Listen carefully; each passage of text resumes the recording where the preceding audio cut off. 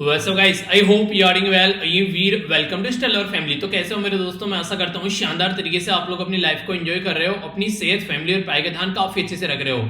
तो नए महीना है और नए महीने की शुरुआत करेंगे एक नए जोश के साथ में, और जोश इतना हाई होना चाहिए कि पूरे महीने बरकरार रहे। हर दिन सुबह जब आप लोग उठते हैं और शाम तक बिस्तर पर जाते हैं, तो आप लोगों को अगर अपने टाइम का पता है कि कहाँ कहाँ पर क्या टाइम किस तरीके से आप लोगों ने यूटिलाइज किया है, तो आप लोग इस दुनिया में बहुत सारे लोगों से वैसे आगे हो जाते हैं अगर एक बार ये डिसाइड कर लेते हैं कि हाँ आप लोगों को अपने टाइम का पता होना चाहिए। पर लेकिन अगर आप लोग चीजों को इग्नोर करते हैं तो इतने ही पीछे आप लोग पहुंच जाते हैं। तो छोटी छोटी चीजें लाइफ में इंप्लीमेंट करो, हर महीने अगर थोड़ा थोड़ा भी चेंज करोगे तो अब जब आप लोग एक साल के एंड में अपने आप को देखोगे तो काफी बड़ा एक प्रोडक्टिव एक आप लोग की लाइफ में रिजल्ट आप लोग को नजर आएगा। बड़ी ही प्यारी बात बोली गई है, अगर आप खुद पर भरोसा नहीं करोगे तो क्या कोई और भी आप लोगों पर भरोसा करेगा? तो कोई और क्यों भरोसा करेगा? ये तो बताइए। आप लोग जब खुद ही आप लोग अपने आप पर भरोसा नहीं कर रहे हैं तो सबसे पहले अपने ऊपर भरोसा करिए, चाहे वो किसी भी चीज को लेकर क्यों ना हो। आप लोगों को मान लीजिए आज से पढ़ाई स्टार्ट करनी है, कई सारे बच्चे बोलते हैं सर हम यूपीएससी की तैयारी कर पाएंगे या नहीं कर पाएंगे। यार ये चीजें पहले अपने आप से पूछनी है आप लोगों को, कोई और बताए उससे आप लोगों को भरोसा है, इससे पहले आप लोगों को खुद को अपना भरोसा जीतना पड़ेगा कि हाँ आप लोग ये काम कर सकते हैं। क्योंकि जिसने किया है वो इंसान ही है ना, जिसने किया उसके पास में यही टाइम है ना, जिसने पिया है वो यही खाना खाता है, यही हवा, यही पानी, सारी चीजें हैं, इतने ही घंटे हैं उसके पास भी। तो जब वो कर सकता है तो आप लोग क्यों नहीं कर सकते? तो यार यही तो चीजें हैं जो आप लोगों को अब एक दूसरे इंसान से अलग बना देती है, जब आप लोग ये सारी चीजें अपने आप को बताते हो। पर लेकिन रियलिटी में क्या होता है, 90% से भी ज्यादा लोग जो है, 90 का 99 बोलूंगा मैं, इन सब चीजों को समझ ही नहीं पाते हैं, और 1% लोग जो होते हैं वो दुनिया पर राज करते हैं। तो अगर रियलिटी में आप लोग अपना सिस्टम चेंज करना चाहते हैं तो सबसे पहले अपना बिलीफ चेंज कीजिए, अपने ऊपर विश्वास कीजिए, और फिर रिजल्ट देखिए कितने शानदार निकल कर आते हैं। आगे बढ़ने से पहले क्वेश्चन है यहाँ पर, ये क्वेश्चन आप लोगों को अटेम्प्ट करना है। रिसेंटली अभी यहाँ पर ये स्टेट पीसीएस के अंदर पूछा गया था। डेली में आप लोगों को यहाँ पर क्वेश्चन देता हूँ जो किसी न किसी एग्जाम में पूछा जाता है, ठीक है।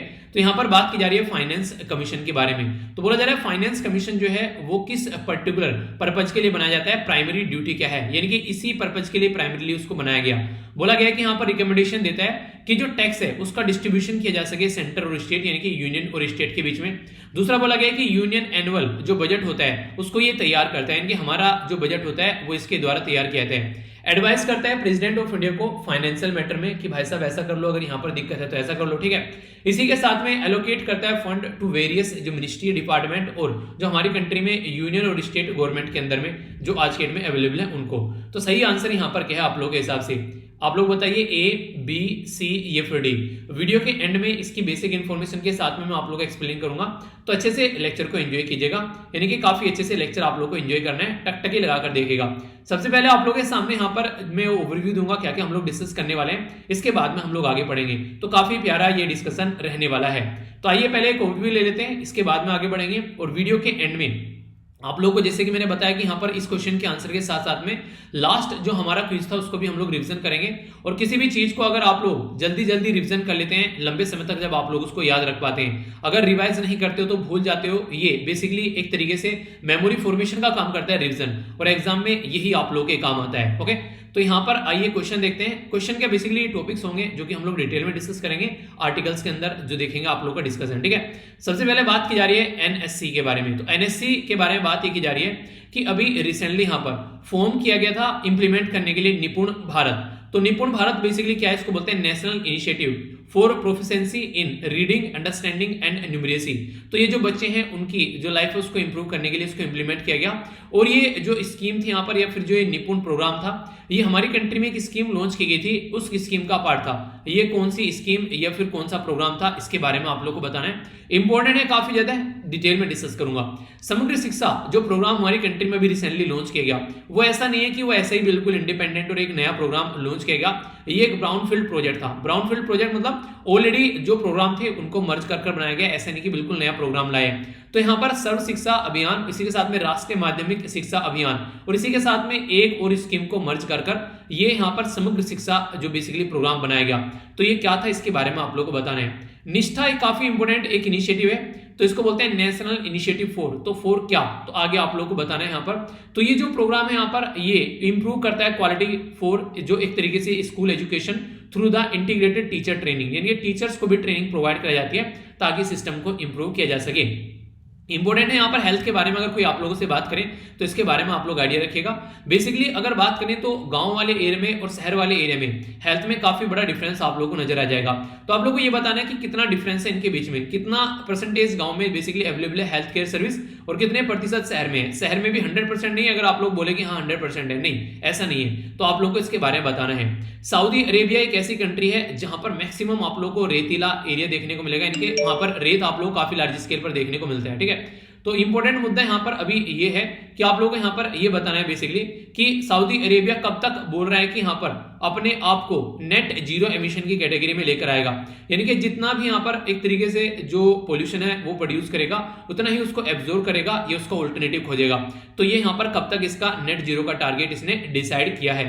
एक पहली इंपॉर्टेंट साइट जिसको यहाँ पर जो इंडस वैली सिविलाइजेशन में अभी recently UNESCO world heritage site का पार्ट बनाया गया, तो ये आप लोगों को बताना है ये कौन सी है, ठीक है। नेक्स्ट यहाँ पर बात की जा रही है एक ग्लैंड के बारे में। ग्लैंड क्या होता है, कोई भी आप लोग बॉडी का पार्ट टिश्यू आप लोग बोल सकते हैं एक तरीके से, जैसे थायराइड ग्लैंड के बारे में आप लोगों ने सुना होगा, ठीक है। तो ये बेसिकली इसी तरीके से एक ग्लैंड है जो कि यहाँ पर जो फीमेल की जो ब्रेस्ट होती है, ठीक है, तो उसमें बेसिकली जो मिल्क प्रोड्यूस होता है उसका काम करता है ये। तो ये अभी मैं आप लोगों से डिस्कस करूंगा इसके बारे में, काफी इंपॉर्टेंट टॉपिक है, ऐसे क्वेश्चन भी आप लोगों से डायरेक्ट बन जाते हैं, ठीक है, तो समझेंगे इसके बारे में। इंडियन गवर्नमेंट के द्वारा रिसेंटली अभी यहाँ पर एडीबी के साथ में साइन किया गया कि 4.5 मिलियन का प्रोजेक्ट यहाँ पर बेसिकली ये प्रोजेक्ट रेडीनेस फाइनेंस की बात की जा रही है, कहां पर, मिजोरम में अर्बन मोबिलिटी के लिए, ठीक है। तो ये एडीबी क्या है, हालांकि क्वेश्चन मुझे कुछ और बनाना था पर लेकिन ये बन गया मैं बोलने वाला था कि कहां पर इसको इंप्लीमेंट किया जाएगा, ठीक है, तो ये गलती से हो गया, कोई नहीं, चलिए अटेम्प्ट कीजिए फिर भी, पर डिटेल में डिस्कस करूंगा तो बताऊंगा सारी चीजें, कंफ्यूजन कुछ भी आप लोगों को नहीं रहने वाला है, ओके। लेक्चर देखने के बाद में अगर आप लोगों को लगे यार इस लेक्चर की पीडीएफ होनी चाहिए तो टेलीग्राम से जाकर डाउनलोड कर लिया करो, सारी पीडीएफ आप लोगों को इकट्ठे मिल जाती है फ्री ऑफ कॉस्ट। और भी बहुत सारी चीजें यहां पर शेयर की जाती है, 1,44,000 से ज्यादा मेंबर जुड़े हुए हैं और जो भी क्वेश्चन मैं आप लोगों से पूछता हूं उनके आंसर भी आप लोगों को यहां पर दे दिए जाते हैं, ठीक है। तो आप लोग इसके लिए इसको ज्वाइन कर सकते हैं। इसी के साथ में आंसर राइटिंग ग्रुप पर भी आप लोग जरूर ज्वाइन कीजिए अगर सीरियस कैंडिडेट हैं और यूपीएससी की सीरियसली आप लोग तैयारी कर रहे हैं। तो आंसर राइटिंग ग्रुप में काफी कुछ पोस्ट किया जाता है जो कि आप लोग के लिए काफी इंपॉर्टेंट है, तो इसको भी आप लोग पार्ट बना सकते हैं अपनी स्टडी का, ठीक है। एक छोटी सी इन्फॉर्मेशन थी यहाँ पर कि मैंने एक केस स्टडी एथिक्स की यहाँ पर शेयर की थी, यहाँ पर हिंदी और इंग्लिश दोनों अलग अलग होगी क्योंकि एक उसमें नहीं आया है, ठीक है, तो इसलिए इनको अलग अलग ही आप लोग जो हिंदी वाले हैं हिंदी में पढ़ लेना, इंग्लिश वाले हैं इंग्लिश में पढ़ लेना, ओके। तो एक छोटी सी इन्फॉर्मेशन थी यहाँ पर। आइए अब आगे बढ़ते हैं, न्यूज देखते हैं कि कर जो कि काफी इंपॉर्टेंट है, ध्यान से सुनिएगा। वैसे तो ये वीडियो के सबसे एंड में मैं डिस्कस करता हूं, पर लेकिन आज थोड़ा इंपॉर्टेंट है तो मुझे लगा इसको स्टार्टिंग में ही डिस्कस करते हैं। वैसे इंपॉर्टेंट तो डेली होता है पर लेकिन मुझे लगा मतलब एक इंटरेस्ट आ रहा था इस टॉपिक में, तो मुझे लगा स्टार्टिंग में डिस्कस करता हूं, ठीक है। इंपॉर्टेंट जो लोकेशन है वो है धोलावीरा। तो धोलावीरा के बारे में यहाँ पर बेसिकली बात करने वाला हूँ और भी कई सारी बातें करूंगा। बेसिकली धोलावीरा के बैकग्राउंड में यूनेस्को वर्ल्ड हेरिटेज साइट के बारे में मैं आप लोगों से बात करूंगा। धोलावीरा अगर आप लोगों ने हिस्ट्री में पढ़ा होगा तो यहाँ पर जो इंडस वैली सिविलाइजेशन के बारे में, तो इंडस वैली सिविलाइजेशन की यहाँ पर जो फर्स्ट साइट है जिसको यूनेस्को के द्वारा अभी वर्ल्ड हेरिटेज साइट की कैटेगरी में ऐड किया गया है, तो इसीलिए यहाँ पर ये काफी ज्यादा न्यूज में आ गया। तो यानी कि एक तो आप लोगों के हिस्ट्री के लिए काफी इंपॉर्टेंट है धोलावीरा और इसी के साथ में यूनेस्को वर्ल्ड हेरिटेज साइट का पार्ट बना लिया गया, तो यहाँ पर इसलिए यहाँ पर करंट के लिए भी इंपॉर्टेंट हो गया है। और आप लोगों से कई बार ऐसे क्वेश्चन बड़ी ही फ्रीक्वेंटली पूछ ले आते हैं। तो लोकेटेड कहां पर है, ये गुजरात में जो कच्छ वाला रीजन है वहां पर आप लोगों को देखने को मिलेगा धोलावीरा। अगर एग्जैक्ट लोकेशन देखनी है तो अमिताभ बच्चन जी का डायलॉग आपने सुना होगा कि आओ कभी गुजरात में, तो आइए आप लोग को गुजरात में लेकर चलता हूं, ठीक है। तो यहाँ पर जब आप लोग इसको देखेंगे एग्जैक्ट लोकेशन, तो ये है आप लोगों के सामने धोलावीरा, ठीक है। तो यहाँ पर नीचे गल्फ ऑफ खंबात हो गया और ऊपर यहाँ पर बेसिकली कच्छ वाला रीजन आप लोगों को देखने को मिलेगा। तो ये एग्जैक्ट लोकेशन आप लोगों के सामने, ठीक है। थोड़ा सा और जूम करके देखें तो यहाँ पर आप लोगों को देखने को मिलेगा। तो यहाँ पर बेसिकली म्यूजियम भी है, तो इसके बारे में बात की जा रही है। तो ये कहां पर लोकेटेड है, गुजरात के अंदर लोकेटेड है। और अभी रिसेंटली यहाँ पर जब यूनेस्को का 44th सेशन हुआ उसमें 2021 में इसको यूनेस्को वर्ल्ड हेरिटेज साइट का भी दर्जा यहाँ पर दिया गया। तो ये हड़प्पा सिटी है, बेसिकली हड़प्पा टाइम की सिटी है जो कि लगभग 3000 से 1500 बीसी पुरानी है। और यहाँ पर गुजरात के अंदर जब इसको दर्जा दिया गया तो ये 4th साइट थी गुजरात के अंदर में। तो इससे पहले कौन कौन सी और है, अगर गुजरात वासी है तो थोड़ा सा आप लोग और ध्यान से सुनिएगा। तो यहाँ पर गुजरात के अंदर में ऑलरेडी इससे पहले आप लोगों को देखने को मिलेगा चंपनेर आप लोगों को यहाँ पर देखने को मिलेगा इन पावगढ़। इसी के साथ में रानी की वाव इन पटन और इसी के साथ में हिस्टोरिक सिटी जो यहाँ पर अहमदाबाद है, इनकी पूरी की पूरी सिटी इसको basically UNESCO world heritage site का दर्जा बना दिया है, ठीक है। तो ये काफी इंपॉर्टेंट हो जाता है, खासकर अगर आप लोग अहमदाबाद से आते हैं तो अगर आप लोग यूपीएससी के इंटरव्यू में जाकर बैठते हैं और आप लोग बोलेंगे यार अहमदाबाद से आते हैं, ठीक है, तो फिर आप लोगों को इसकी बेसिक इन्फॉर्मेशन जरूर होनी चाहिए, क्योंकि बहुत इंपॉर्टेंट हो गया। एक तो यूनेस्को वर्ल्ड हेरिटेज साइट, ठीक है, पूरी की पूरी सिटी उसके अंडर आ गई। उसी के पास में अगर हिस्ट्री में आप लोग थोड़ा सा और जाएंगे तो महात्मा गांधी जी से रिलेटेड भी है, ठीक है। अहमदाबाद के बारे में था ना, अहमदाबाद मिली स्ट्राइक, ठीक है। बताइए कौन सी ईयर में हुई थी, देखो आप लोगों को याद है क्या? अहमदाबाद खेड़ा, और इसी के साथ में एक और था, तीसरा इवेंट क्या था वो बताइए, जो तीन जो मूवमेंट देखने को मिले थे, ठीक है। याद है ना आप लोगों को, ये सारे पूछ लिए जाते हैं, ठीक है। अहमदाबाद, खेड़ा और चंपारण, इनको आप लोगों को लगाना है, पहला कौन सा होता, दूसरा कौन सा होता, तीसरा कौन सा होता, लगाइए चलिए इनको बेसिकली क्रोनोलॉजिकल ऑर्डर में। तो ये तीन ऑलरेडी यहाँ पर आप लोगों को देखने को मिलेंगे। तो जो अभी धोलावीरा है इसको यहाँ पर 40th, अभी यहाँ पर इंडिया के अंदर अभी 40th पोजीशन पर आप लोगों को देखने को मिलेगा, और 4th साइट है अगर गुजरात से आप लोग यहाँ पर बात करें, जैसे मैंने तीन अभी आप लोग को बता दी। तो ये तो मैंने आप लोगों को बेसिकली धोलावीरा के बारे में बातें बताई और कुछ गुजरात के बारे में बताई, पर लेकिन थोड़ा सा मैं आप लोगों को बताना चाहूंगा अभी recently UNESCO world heritage site के बारे में। अगर कोई आप लोगों से पूछे कि हमारी कंट्री में यूनेस्को की वर्ल्ड हेरिटेज कितनी साइट है, तो आप लोगों को बोलना है कि भाई साहब 40 हो गई है, ठीक है। पहले कितनी थी? पहले यहाँ पर 38 थी, यानी कि 38 थी। अभी ऐसे 40 कहां से आ गई यहाँ पर, ये तो 40 अभी रिसेंटली ऐड की गई है, तो इसलिए यहाँ पर 40 आ गई। तो इसलिए जो रिसेंटली अभी ऐड की गई है उनके बारे में आप लोगों को जरूर याद रखना है। बेसिकली होता क्या है, हम लोग कई सारी जो वेबसाइट याद, कई सारी चीजें याद कर लेते हैं, पर लेकिन रिसेंट वाली की जब बात आती है तो हम लोग उसको ज्यादातर याद नहीं रखते हैं। तो एक तो मैंने आप लोगों को बता दी, धोलावीरा हो गया, कहां पर, गुजरात के अंदर में। दूसरा याद रखें यहाँ पर इसको बोलते हैं बेसिकली, ये एक टेंपल है, ठीक है, और ये तेलंगाना के अंदर है। तेलंगाना अभी नया राज्य भी बना है, तो इसको बोलते हैं काकतिया। तो काकतिया रुद्रेश्वर टेंपल, या फिर काकतिया आप लोग इसको यहाँ पर रामप्पा टेंपल के नाम से भी जानते हैं। तो दोनों एक ही नाम, एक ही जो बेसिकली जो टेंपल है उसके नाम है काकतिया रुद्रेश्वर, ब्रैकेट में रामप्पा टेंपल भी आप लोग लिख सकते हैं। तो इसको रिसेंटली अभी यहाँ पर 2021 में यूनेस्को वर्ल्ड हेरिटेज साइट का दर्जा दिया गया, और ये हमारी कंट्री में बेसिकली 40वीं यूनेस्को वर्ल्ड हेरिटेज साइट बनी। अब एक क्वेश्चन पूछूंगा राजस्थान की, देखिए जैसे आप लोगों को देखने को मिला ना अभी यहाँ पर, जैसे मैंने बताया अभी अहमदाबाद जो है वो एक तरीके से उसको यूनेस्को वर्ल्ड हेरिटेज साइट का पार्ट बनाया गया। 2019 में राजस्थान की एक सिटी थी, उस सिटी का नाम आप लोग को बताना है जिसको यूनेस्को वर्ल्ड हेरिटेज साइट का पार्ट बनाया गया, ठीक है। तो एक क्वेश्चन आप लोग अटेम्प्ट कीजिए। टोटल 40 है यूनेस्को वर्ल्ड हेरिटेज साइट। 40 में से जो total UNESCO world heritage site है, इंपॉर्टेंट यहां पर यह है कि इनको अलग अलग कैटेगरी में डिवाइड किया गया है। इसमें से 32 यानी कि 32 जो है वो आप लोगों को कल्चर साइट देखने को मिलेगी, ठीक है। इसी के साथ में 7 जो है वो नेचुरल, और एक जो है मिक्स्ड, यानी कि जहां पर कल्चर और नेचुरल दोनों चीजें हैं। तो ये टोटल इस तरीके से मिलाकर सारी साइट हो गई।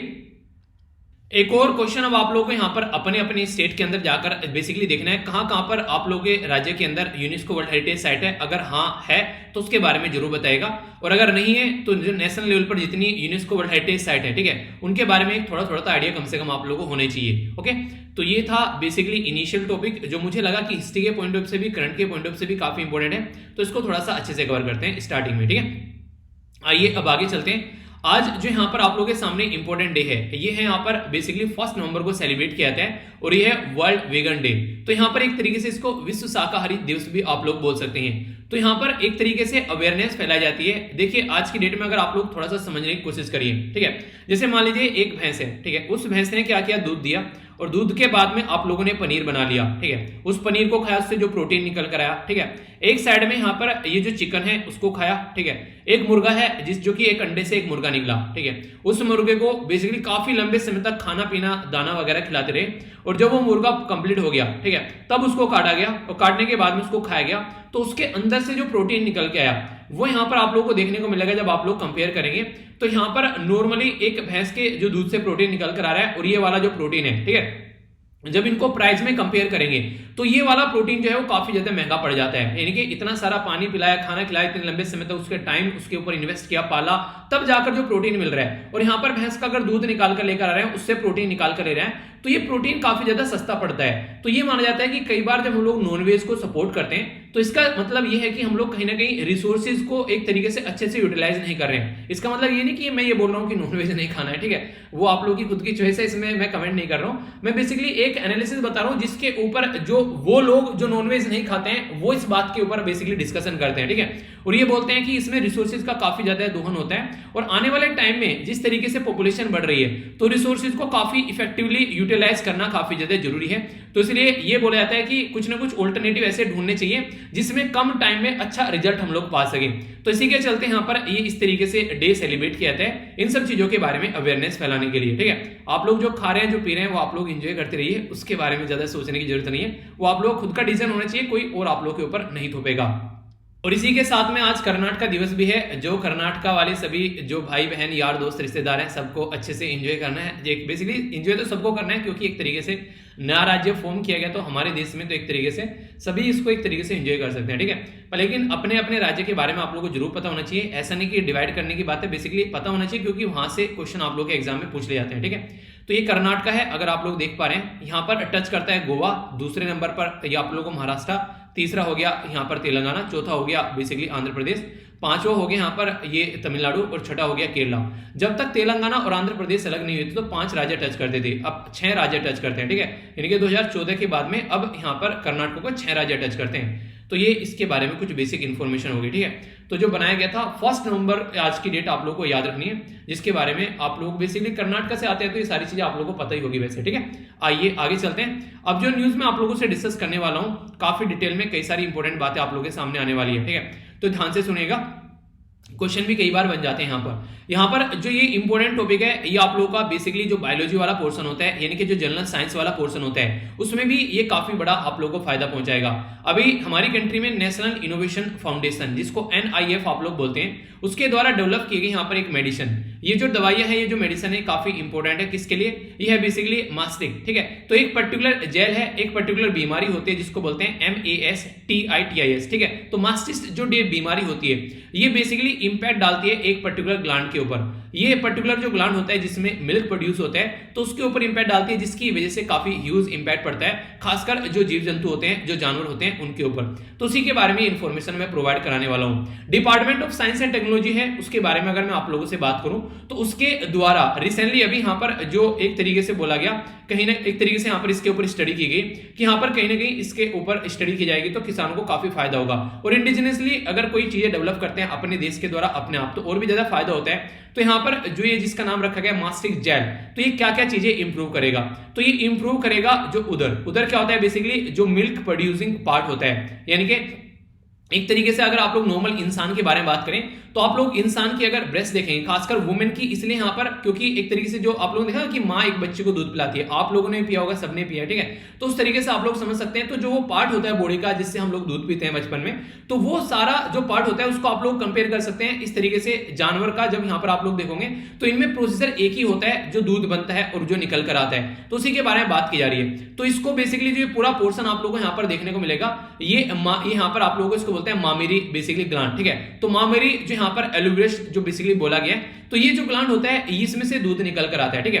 तो आप लोगों ने देखा होगा जैसे बच्चा ना स्टार्टिंग में दूध पीता है, ठीक, फिर उसको प्लास्टिक की बोतल से दूध पिलाने लगते हैं, तो ये जो बेसिकली ये होता है इसको निप्पल बोलते हैं। और नेक्स्ट यहाँ पर जो इसके आसपास वाला जो पोर्शन होता है, ठीक है, आप लोग खुद अपना भी आप लोगों ने नॉर्मली अगर देखा होगा तो यहाँ पर आप लोगों को जो थोड़ा ब्लैक या फिर थोड़ा सा डिफरेंट कलर का निकलता है तो उसको बोलते हैं यहाँ पर एरोला, ठीक है। तो ये वाला रीजन, और यहाँ पर जो इस चेस्ट के साथ में जो कनेक्ट होता है यहाँ पर, तो यहाँ पर चेस्ट वॉल इसको बोलते हैं, ठीक है। तो यहाँ पर ये जो पर्टिकुलर आप लोगों को ये पोर्शन देखने को मिल रहे हैं, यहाँ पर इसमें फैटी टिश्यूज भी आप लोगों को देखने को मिलते हैं, ये आप लोग देखते हैं, ये इसके अंदर डक्ट्स होते हैं, ठीक है। इसमें से जब दूध निकल कर आता है तो यहाँ से बेसिकली इस तरीके से ना दूध वो जब बच्चा पीता है, जब आप लोग पीते थे तो इस तरीके से यहाँ पर दूध यहाँ से निकल कर आता था, तो उसको बेसिकली एक तरीके से ना एक जब उसको खींचा जाता है एक तरीके से जब जहाँ जानवरों का दूध निकालते हैं तो आप लोगों को देखने को मिलता है। तो ये जो पूरा प्रोसीजर होता है दूध निकालने का, दिक्कत यहाँ पर ये होती है कि यहाँ पर जब ये बीमारी हो जाती है तो इसके ऊपर काफी इंपैक्ट पड़ता है। एक तो मिल्क प्रोडक्शन के ऊपर काफी इंपैक्ट पड़ता है, दूसरा यहाँ पर इन्फ्लेमेशन यानी कि इसके ऊपर सूजन भी आ जाती है जो कि काफी बड़ा इंपैक्ट डालती है फिर अगेन ये दूध प्रोडक्शन में, ठीक है। इसी के साथ में अगर बात करें तो यहाँ पर कई बार एंटीबायोटिक यूज की जाती है, तो ये कई बार जब एंटीबायोटिक आप लोग यूज करते हैं तो इसकी वजह से दिक्कत होती है, तो ये एंटीबायोटिक को यूज करने का भी काम कम करेगा। यानी कि जब जेल आप लोग यूज करेंगे तो कहीं ना कहीं एक फायदा देखने को मिलेगा। क्या हो गया गले में? तो कहने का मतलब यह है कि आप लोग सोचिए अगर कहीं पर बॉडी पर स्वेलिंग आ जाए, आप लोगों को बोला जाए गोली खानी है और आप लोगों को बोला जाए किसी चीज की मालिश कर लेनी है, तो मालिश करना ज्यादा बेटर रहता है एज कंपेयर टू गोली खाना, क्योंकि गोली जब खाते हैं आप लोग तो आप लोग के अंदर एंटीबायोटिक जाती है तो वो एक अलग इंपैक्ट डालती है, ठीक है। कई बार एंटीबायोटिक रेजिस्टेंस क्रिएट हो जाता है, तो आप लोगों की बॉडी जो है उस एंटीबायोटिक को एक्सेप्ट करना मना कर देती है, यानी कि उससे असर ही नहीं होता है, ठीक है। कोई हाई डोज लेकर आओ तो ये एंटीबायोटिक रेजिस्टेंस भी क्रिएट होने लगता है। तो इसलिए बोला यह जाता है कि कम से कम एंटीबायोटिक यूज करनी चाहिए, वरना काफी ज्यादा ये एक हजार्ड क्रिएट कर देती है हेल्थ के मामले में अगर बात करें तो, ठीक है। इसके चलते अगर मैं थोड़ी सी एक इंपॉर्टेंट इंफॉर्मेशन आप लोगों से और बताऊं, जो कि आप लोग से जनरल साइंस के बारे में बोला ना, क्वेश्चन पूछ ले जाते हैं कई बार, तो छोटी छोटी चीजें होती हैं जो बताता हूं ना, इनको यार नोट डाउन करते रहा करो, ठीक है। कई बार ऐसी चीजें होती हैं जिनसे डायरेक्ट क्वेश्चन बन जाते हैं, ठीक है। जब पेपर में जाकर बैठोगे तब आप लोगों को पता चलेगा। अभी तो आप लोग बोल सकते हैं कि हाँ कुछ भी इस तरीके से नहीं, इग्नोर कर दिया, चलो कोई नहीं बोला था तो नहीं नोट करते हैं, पर फिर भी आप लोग इनके बारे में याद रखिएगा। मैंने अभी बोला आप लोग को बेसिकली मामेरी ग्लैंड के बारे में, तो जो मामेरी ग्लैंड है वो एक काफी इंपॉर्टेंट पोर्शन होता है बॉडी का, जिससे मिल्क प्रोड्यूशन होता है, और यहाँ पर इसको लैक्टेशन भी बोलते हैं। लैक्टेटिंग मदर सुना होगा ना, बच्चे को दूध पिलाने वाली माँ, तो लैक्टेशन भी इसको नॉर्मली बोला जाता है। इंटरेस्टिंग चीज यहाँ पर यह है कि ये मेल और फीमेल दोनों के अंदर आप लोगों को देखने को मिलेगा मामेरी ग्लैंड, पर लेकिन फीमेल में जैसे ही प्यूबर्टी एज आती है तो यहाँ पर एस्ट्रोजन रिलीज होते हैं, तो उसकी वजह से यहाँ पर जो ये बॉडी का पार्ट है ये बढ़ने लगता है, पर लेकिन मेल में ये पार्ट नहीं बढ़ता है, ठीक है। तो मेल में अलग पैटर्न आप लोगों को देखने को मिलेगा। पर लेकिन अगर पूछ ले कोई क्वेश्चन देकर कि क्या ये ग्लैंड मेल और फीमेल दोनों में होता है दूध प्रोडक्शन करने वाला, जी हाँ दोनों में होता है, पर लेकिन मेल का जो है वो डेवलप नहीं हो पाता है और फीमेल का डेवलप हो जाता है, तो इसलिए यहाँ पर ये आप लोगों को डिफरेंस नजर आएगा, ठीक है। तो यानी कि मेल और फीमेल की बॉडी में आप लोगों को यहाँ से डिफरेंस दिखने बेसिकली नजर होते हैं, तो ये यहाँ पर आप लोगों को इसके बारे में रखना है। तो इसी ग्लैंड को यहाँ पर मैंने आप लोगों को जानवरों से रिलेटेड बता दिया और इंसानों से रिलेटेड भी कर आप लोगों को बता दिया, तो कोई कंफ्यूजन नहीं होना है। अब कुछ इंपॉर्टेंट बातें यहाँ पर, जो बीमारी है जिसको यहाँ पर मास्टिटिस, जो बेसिकली जिसको यहाँ पर मास्टिटिस, ठीक है, तो एक तरीके से इसको इन्फ्लेमेशन ऑफ मामेरी ग्लैंड भी बोलते हैं, तो इसलिए मैंने मामेरी ग्लैंड को आप लोगों को डिटेल में पढ़ा दिया। तो मोस्ट ये कॉमन ये बीमारी आप लोगों को देखने को मिलती है, जो कि यहाँ पर काफी बड़ा इंपैक्ट डालती है डेयरी प्रोडक्ट्स के ऊपर, खासकर हमारी कंट्री में जो आजकल जो एनिमल है हम लोग दूध निकाल कर लेकर आते हैं, और दुनिया में सबसे ज्यादा जीव जंतु अगर कोई पूछे आप लोगों से तो हमारे देश में पाए जाते हैं, ठीक है। पर लेकिन ये जो बीमारी है ये एक बैक्टीरियल बीमारी है, और कोई भी एंटीबायोटिक आप लोग यूज करते हैं तो एंटीबायोटिक की वजह से वो एक बार को खत्म तो हो जाती है बीमारी, पर लेकिन ये बैक्टीरिया को एलिमिनेट नहीं कर पाती है। तो अगर पूछे आप लोगों से यहाँ पर कि यहाँ पर मास्टिटिस जो बीमारी है ये वायरस की वजह से होती है, फंगस की वजह से या फिर बैक्टीरिया की वजह से, तो ये भी एक इंपॉर्टेंट इंटरेस्टिंग क्वेश्चन आप लोग का बन जाता है। तो ये किसकी वजह से, ये बैक्टीरिया की वजह से होती है। कोज क्या रहते हैं यहाँ पर, एक तरीके से यहाँ पर जैसे स्ट्रेस हो गया, फिजिकल इंजरी हो गया, कुछ ऐसी चीजें आप लोग को देखने को मिलती है, ठीक है। इसी के साथ में अगर यहाँ पर कोई एक तरीके से नहीं कि इन्फेक्शन हो जाता है बाई बैक्टीरिया या फिर अदर ऑर्गेनिज्म भी कई बार एक तरीके से इंपैक्ट डालते हैं। उन्हें एक तरीके से इंसान को बीमारी थी बेसिकली, खांसी नजला जुकाम था, बुखार भी हो गया, बॉडी में पेन भी होने लगा, तो उन्हें कि बीमार हो गए तो और ज्यादा बीमारी आकर लग गई। तो यहाँ पर फंगी, यीस्ट या फिर पॉसिबल वायरस भी आप लोगों को कई बार देखने को मिलते हैं। तो प्राइमरी कोज जो होते हैं यहाँ पर मास्टिटिस का, ठीक है। अगर बात करें यहाँ पर इन्फेक्शन, तो माइक्रो ऑर्गेनिज्म जो होते हैं वो पेनिट्रेट करते हैं बॉडी के अंदर में, और इसकी वजह से ग्लैंड पर काफी ज्यादा इसका इंपैक्ट पड़ता है, ठीक है। तो इसकी वजह से जो दूध का जो प्रोडक्शन है जानवरों में उस पर काफी इंपैक्ट आप लोगों को नजर आएगा। और यहाँ पर प्रिवेंशन भी है, देखिए मैनेज करना पड़ेगा चीजों को ढंग से, रिड्यूस करना पड़ेगा जो पैथोजन है, ताकि उससे थोड़ा सा चीजों को टैकल किया जा सके। और मोस्ट इंपोर्टेंट मैनेजमेंट जो है यहाँ पर प्रिवेंशन ऑफ ट्रांसमिशन, यानी कि अगर हो चुका है तो फिर कैसे उसको आगे बढ़ने से रोकना है, ठीक है, तो उसके ऊपर काम करना पड़ेगा, ठीक है। तो ये खासकर पोस्ट मिल्किंग के बाद में काफी इंपॉर्टेंट है। तो इंपैक्ट क्या पड़ता है यहाँ पर, प्रोडक्टिविटी काफी ये डिक्रीज कर देता है, और अगर चीजें सही रहती है तो इंप्रूव कर देता है। तो डायरेक्ट ये जो इनकम है, इनकम जनरेशन पर इंपैक्ट पड़ेगा जो किसानों की, ठीक है। इसी के साथ में रिड्यूस कर देता है जो मिल्क की प्रोडक्शन होती है, ठीक है, तो इंक्रीज कर देता है कॉस्ट ऑफ प्रोडक्शन, इनके जो मिल्क की कॉस्ट ऑफ प्रोडक्शन बढ़ जाएगी, क्योंकि दूध जो है वो कम आएगा, ठीक है, उतना ही खाना खाया जा रहा है जानवर के द्वारा, उतनी ही उसको चीजें डाली जा रही है, तो इसके चलते दिक्कत देखने को मिलती है। तो इसके चलते काफी वनरेबल चीजें बन जाती है, ठीक है। तो ये काफी इंपॉर्टेंट है यहाँ पर, कहीं ना कहीं इसके बारे में ये बेसिक इन्फॉर्मेशन हो गई। तो अगर आप लोग एक फार्मर की फैमिली के बैकग्राउंड से आते हैं तो ऐसी चीजें भी कई बार एग्जाम में क्वेश्चन पूछ ले जाते हैं, ठीक है। तो कोई कंफ्यूजन अब आप लोगों को मुझे नहीं लगता इसके बारे में होना चाहिए, तो डिटेल में मैंने डिस्कस किया। आगे चलते हैं। नेक्स्ट इंपोर्टेंट जो न्यूज है यहाँ पर, ये काफी इंपोर्टेंट आप लोगों के लिए हो जाती है जीएस जो 3 के अंदर में, और बायोडायवर्सिटी और इन्वायरमेंट के बारे में जब बात करते हैं, ठीक है। अभी आप लोगों को पता है सारे के सारे देश जो हैं वो यहाँ पर कॉन्फ्रेंस ऑफ पार्टी में पार्टिसिपेट कर रहे हैं, जो कि 26वीं हो रही है। तो इस कॉन्फ्रेंस ऑफ पार्टी में टारगेट ये है कि कैसे 1.5 या फिर मैक्सिमम 2 तक हम लोग को टेम्परेचर जो है वो कंट्रोल करके रखना है। तो सऊदी अरेबिया जो कि काफी लार्ज स्केल पर एक डेजर्ट यानी कि एक मरुस्थल वाली कंट्री है, यहाँ पर काफी लार्ज स्केल पर यहाँ पर देखने को मिलेगा, इन्होंने सऊदी ग्रीन इनिशिएटिव स्टार्ट किया है ताकि ग्रीन एरिया ये डेवलप कर सके। तो इसी के चलते इनके द्वारा बोला गया कि नेट जीरो एमिशन आप लोग लेकर आएंगे 2060 तक का। बहुत सारी कंट्री ऐसी है जिन्होंने 2050 तक बोला है, सऊदी अरेबिया में 2060 तक बोला है, तो सऊदी ग्रीन इनिशिएटिव को ये आगे लेकर चलने वाले हैं। एक बार अगर मैप में आप लोग देख ले तो लंबे समय तक याद रख पाएंगे। अपनी प्यारी कंट्री है आप लोगों के सामने, इसको थोड़ा सा जूम कर अगर आप लोग देखेंगे, ठीक है, तो आप लोग देख पाएंगे ये यहाँ पर हो गया सऊदी अरेबिया, ठीक है। तो यहां पर आप लोगों के सामने रियाद हो गया, नीचे आएंगे तो रेड सी, और इधर आप लोग को गल्फ ऑफ एदन देखने को मिलेगा, ठीक है। यहां पर साइड में ओमन टच करता है इसको, और यहां पर ये यूनाइटेड अरब एमिरेट्स। थोड़ा सा और जूम करेंगे तो कतर आप लोगों को देखने को मिलेगा, और थोड़ा सा और जूम करेंगे तो बहरीन आप लोगों को देखने को मिलेगा, ठीक है, जो कि इंपॉर्टेंट है। ऊपर पर्शियन गल्फ हो गया, ऊपर जाएंगे तो कुवैत होगा, यहाँ पर कुवैत की कैपिटल कुवैत सिटी है।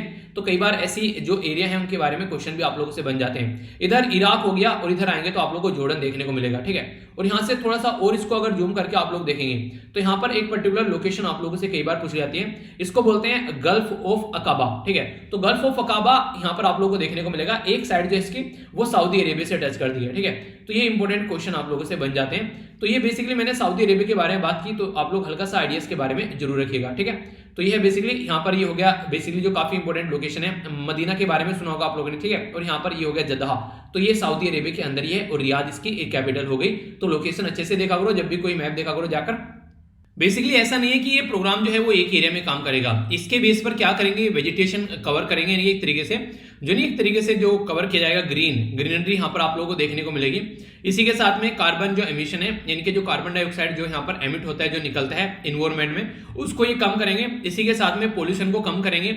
लैंड जो डिग्रेड हो रही है, यानी कि जो लैंड बेकार हो चुकी है, जैसे यहां पर देखिए, ठीक है, इसको फिर से इंप्रूव किया जाएगा, इसको हरा भरा बनाया जाएगा।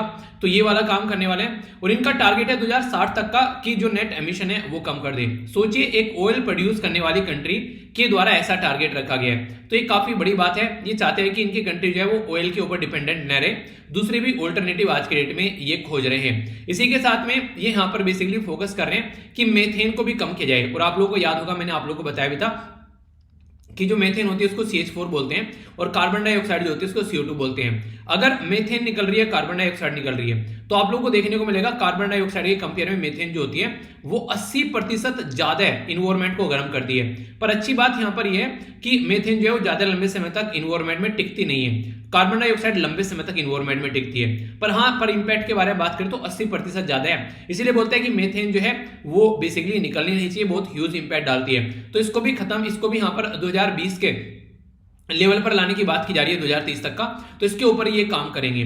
तो यूनाइटेड स्टेट, यूरोपियन यूनियन जो है वो यहाँ पर इसको एक तरीके बढ़ाई कर रहे हैं कि बड़ी अच्छी बात है कि हाँ इस पर बेसिकली फोकस किया जा रहा है, वरना ये काफी सारी दिक्कतें देखने को मिल रही हैं। तो कॉन्फ्रेंस ऑफ पार्टी में भी कई सारे मुद्दे भी आप लोगों के सामने निकल कर आने वाले हैं, जो कि इस चीज को इंप्लीमेंट करने की कोशिश करेंगे।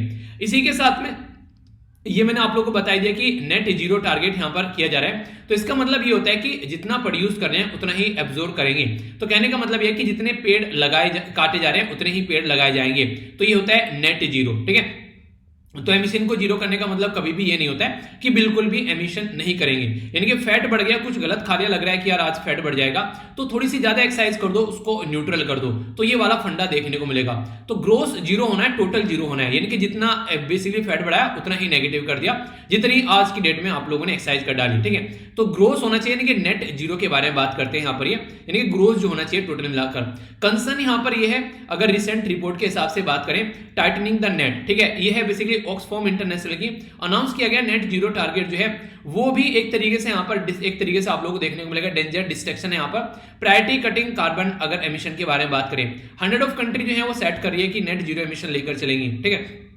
पर लेकिन अब पहले तो बात यह है कि कथनी और करनी में डिफरेंस नजर आएगा, वो आप लोगों को देखने को मिलेगा। पर लेकिन यहां पर जो नेट जीरो भी अगर फॉलो करते हैं ना आप लोग आज की डेट में, वो पास में नहीं है, बहुत दूर है। किसी का 2050 में है, किसी का 2060 में है, तो तब तक का बहुत ज्यादा देर हो जानी है। तो ये एक काफी इंपॉर्टेंट मुद्दा है यहाँ पर कि यानी कि आप लोगों को जो टारगेट रखने चाहिए थे, ये पास के टारगेट रखने चाहिए थे ताकि सोल्यूशन निकल जाते जल्दी जल्दी। अब यहां से डायरेक्ट क्वेश्चन आप लोगों के लिए बन सकते हैं, क्योंकि अपने देश के बारे में बात करेंगे, यानी कि अपने देश के बारे में क्या क्या बातें हैं। तो हमारी कंट्री जो है दुनिया में चौथे नंबर पे सबसे ज्यादा बेसिकली एमिट करती है, ठीक है। तो यहाँ पर जो ग्रीन हाउस गैस है, अगर बात करें सबसे ज्यादा यूएसए और दूसरे नंबर पर है United state of America, sorry पहले नंबर पर चाइना, दूसरे नंबर पर यूनाइटेड स्टेट ऑफ अमेरिका और तीसरे नंबर पर यूरोपियन यूनियन। तो यूरोपियन यूनियन को बेसिकली यूनियन की तरीके से देख लिया 27 देश होते हैं, पर लेकिन अगर यूरोपियन यूनियन को आप लोग हटा देते हैं तो तीसरे नंबर पर हम आ जाएंगे। पर लेकिन अगर इसको एज ए ग्रुप के तौर पर आप लोग मानते हैं तो हम लोग चौथे नंबर पर है। तो आईपीसीसी यानी कि inter governmental panel on climate change का जो छठा अभी रिपोर्ट प्रस्तुत किया गया, वैसे 3 पार्ट में है ये रिपोर्ट, अभी 2 पार्ट इसके पब्लिश कर दिए गए हैं। तो यहाँ पर मोस्ट सीवियरली अफेक्टेड जो कंट्रीज हैं तो उनमें से हम लोग बिलोंग करते हैं, ठीक है। तो इस तरीके से यहाँ पर किस तरीके चीजों को लेकर चलना है। इंडिया का जो टारगेट है यहाँ पर अगर बात करें तो हमारा टारगेट है कि ग्रोस डोमेस्टिक जो प्रोडक्ट है उसका 30 से 35% बाय 2030 तक आप लोग यहाँ पर ये इसको बेसिकली प्रोडक्ट है यहाँ पर उसको बेसिकली एक तरीके से हम लोग को रिड्यूस करना है। और 175 गीगावाट का टारगेट हमारा है, ठीक है, रिन्यूएबल एनर्जी का। तो उसको हम लोग आगे लेकर चल रहे हैं। अभी और टारगेट हम लोग बढ़ा रहे हैं। हम लोगों ने 2030 तक का टारगेट क्या कर दिया, 450 गीगावाट अभी कर दिया है। तो एडवांस लेवल पर हम लोग आगे बढ़ रहे हैं। तो इसके चलते यहाँ पर नेट जीरो की बात की जा रही है, इंडिया को भी करना चाहिए, पर इंडिया जो है अभी उस पोजीशन में नहीं है नेट जीरो कर सके, क्योंकि मैक्सिमम जनता जो है हमारी अभी काफी लार्ज स्केल पर बिलो पॉवर्टी लाइन देखने को मिलेगी। तो कॉमन बट डिफरेंशिएटेड रेस्पॉन्सिबिलिटी में हम लोग बिलीव करते हैं, यानी कि एक कॉमन टारगेट होना चाहिए कि हम लोग को टेम्परेचर कंट्रोल करना है, पर रेस्पॉन्सिबिलिटी अलग होनी चाहिए, यानी कि चाइना अलग काम करेगा, यूएस से अलग और इंडिया अलग। ऐसा नहीं कि सबको एक ही तरीका रेस्पॉन्सिबिलिटी दे दो कि सबको इतना ही कम करना है, ठीक है। तो सबसे इंपॉर्टेंट बात है यहाँ पर ये। इसी के साथ में यहाँ पर पुअर जो कंट्री है, ठीक है, तो उनको पे करना चाहिए यहाँ पर अमीर कंट्री को, क्योंकि अमीर कंट्री के द्वारा काफी ज्यादा जो इन्वायरमेंट का डैमेज किया गया पास्ट में। रिसेंट जो स्टडी है यहाँ पर बात करें थिंक टैंक जिसका नाम है council of energy environment and water project, उसके द्वारा फॉर इंडिया, उसके द्वारा यहाँ पर बोला गया कि नेट जीरो जो होना चाहिए इंडिया का वो 2070 तक का, ठीक है। कोयला स्पेशली अगर बात की जाए तो पावर जनरेशन से बचना चाहिए। यहाँ पर 2040 तक का पीक करने की बात की जा रही है, तो यहाँ पर ड्रॉप करना चाहिए 99% बिटवीन 40 से लेकर 60 तक का, यानी कि रिन्यूएबल मुद्दे पर हम लोग फोकस देकर चलें। चाइना भी लगभग 2060 तक का बोल रहे हैं यहाँ पर करने के लिए, ठीक है। तो देखते हैं कब तक का चीजें यहाँ पर नॉर्मल हो पाती है। सबके अपने अपने टारगेट है, पर लेकिन कौन कितने अच्छे से इसको अचीव कर पाता है वो देखने वाला मुद्दा होगा। काफी इंपॉर्टेंट यहाँ पर ये न्यूज है। आप लोग इसको गवर्नेंस के मामले में बात करें या फिर एजुकेशन के साथ भी आप लोग इसको कनेक्ट कर देख सकते हैं। तो ये एक इंपॉर्टेंट न्यूज है जो बात करें यहाँ पर निपुण भारत मिशन के बारे में, और इसी के साथ में एक और मिशन के बारे में बात करूंगा, तो डिटेल में समझेंगे। अभी रिसेंटली एक स्टेप उठाया गया है कि नेशनल स्टीयरिंग कमेटी बनाई जा रही है। जैसे आप लोगों ने देखा होगा ना कि हमारे संविधान को ड्राफ्ट करने के लिए कई सारी कमिटीज बनी थी, तो किसी भी चीज को इंप्लीमेंट करने के लिए एक एनालिसिस करने वाली कमेटी होनी चाहिए। तो इसी के चलते यहाँ पर निपुण भारत इनिशिएटिव के बारे में बात की जा रही है। रोल एंड रेस्पॉन्सिबिलिटी जो है यहाँ पर इसके चलते अगर आप लोग बात करते हैं तो national mission on foundation literacy and numeracy, तो ये आप लोगों को देखने को मिलेगा, यानी कि एक तरीके से यहाँ पर किस तरीके से हम लोग हमारी कंट्री में जो एक तरीके से लिटरेसी यानी कि पढ़ाई के ऊपर और न्यूमरेसी के ऊपर हम लोग फोकस देकर चल सकते हैं, और इसी के साथ में कैसे हम लोग अचीव करेंगे 2026 और 27 तक यहाँ पर उसके ऊपर फोकस किया जाएगा। और गाइडलाइन भी कई सारे यहाँ पर देखने को मिलेगी। नेशनल एक्शन प्लान इसके लिए तैयार किया जाएगा कि कैसे चीजों को लेकर चलना है और कैसे सिंक्रोनाइज करना है टारगेट को अचीव करने के लिए। जैसे मैं आप लोगों को बोलता हूं ना, जैसे आप लोगों का सिलेबस का पार्ट है, ठीक है, जैसे कोई पोर्शन आ गया आप लोग उसको कंप्लीटली सेग्रीगेट करके नहीं देख सकते, ठीक है। मान लीजिए जम्मू एंड कश्मीर की लोकेशन के बारे में आ गया, ठीक है, अगर बोले कि वहां पर कल्चर के बारे में बात करें तो आप लोग का हिस्ट्री के पार्ट में आ गया, ठीक है। बोले कि वहां पर एडमिनिस्ट्रेशन के बारे में बात करें तो आप लोग का बेसिकली पहला पेपर था, दूसरे में आप लोग का एडमिनिस्ट्रेशन आ गया दूसरे पार्ट में, ठीक है। बोले वहां पर कंडीशन कैसी है, अर्थव्यवस्था कैसी है, तो पेपर जीएस 3 में आ गया, ठीक है। बोले वहां पर कि आज के दिन में जो लोग हैं उनको ढंग से ट्रीट नहीं किया जा रहा है, तो एथिकल इशू भी वहां पर आप लोगों का क्रिएट हो जाता है, तो पेपर 4 में आ गया, ठीक है। तो किसी भी पर्टिकुलर क्वेश्चन को आप लोग अलग अलग पेपर में भी देख सकते हो, तो उसकी डायमेंशन आप लोगों को डिफरेंट नजर आ जाएगी। तो इसलिए पेपर को कोरिलेट करके पढ़ा करो चीजों को, ताकि लंबे समय तक याद रख पाओ। ओके, अभी हम लोग बात करेंगे निपुण के बारे में। इसको बोलते हैं national initiative for proficiency in reading and understanding numeracy. तो ये भारत स्कीम आप लोगों को देखने को मिलेगी, अर्लियर ईयर में लॉन्च की गई थी, नेशनल एजुकेशन मिशन का पार्ट। नेशनल एजुकेशन जो है हमारी कंट्री में पॉलिसी लाई गई थी 2020 में, और ये तीसरे नंबर की पॉलिसी थी। पहली लाई गई थी 1968 में, दूसरी लाई गई थी 1986 में, और तीसरी लाई गई 2020 में। तो ये नेशनल एजुकेशन जो पॉलिसी है ये हमारी कंट्री में एजुकेशन सिस्टम को काफी हद तक इंप्रूव करने की कोशिश कर रही है। तो जो निपुण भारत मिशन है ये आप लोग एक पार्ट बोल सकते हैं जो इस फील्ड में आगे बढ़ेंगे चीजों को लेकर, इनेबलिंग इन्वायरमेंट करेंगे, यहाँ पर अच्छे लेवल पर काम करेंगे।